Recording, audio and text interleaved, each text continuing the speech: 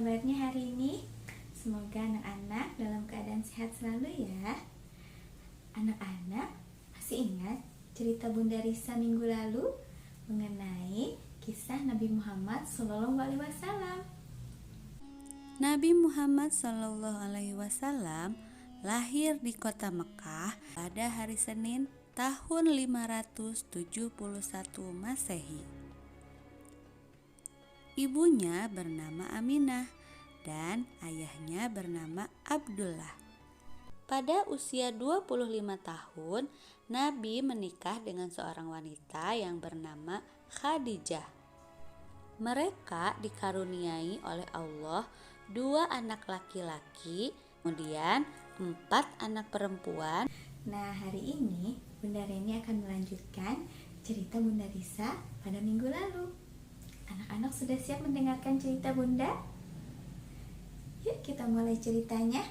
Bismillahirrohmanirrohim.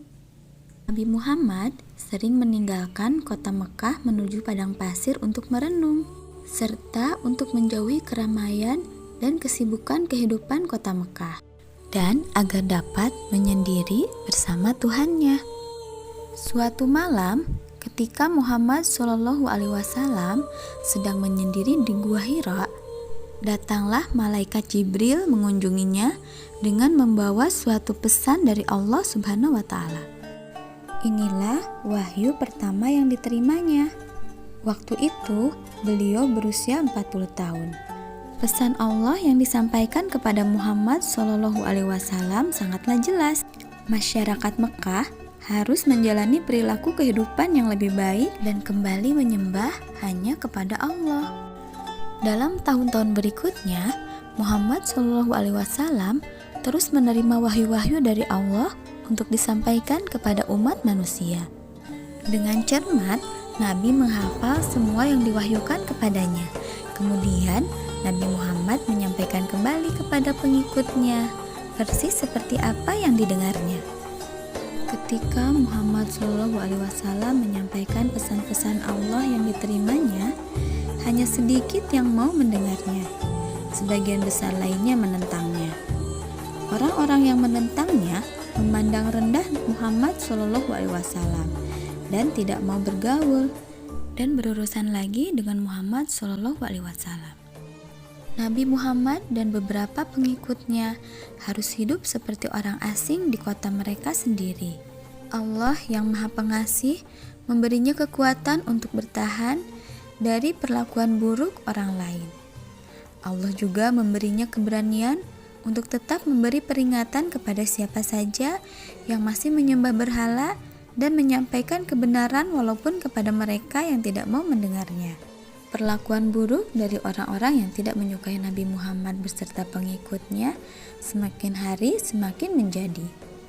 Mereka mengejek Nabi Muhammad, lalu mereka menawari sejumlah uang agar Nabi Muhammad mau berhenti menyebarkan ajarannya. Dan mereka menghina serta melempari Nabi Muhammad.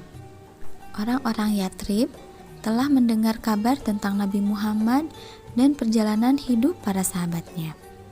Mereka menawarkan kepada Muhammad untuk tinggal di kota mereka dengan memberikan mereka perlakuan yang adil. Akhirnya Nabi Muhammad SAW dan para sahabatnya pergi meninggalkan Mekah menuju kota Yathrib. Para penduduknya menyambut dan menerima dengan baik rombongan Nabi Muhammad SAW.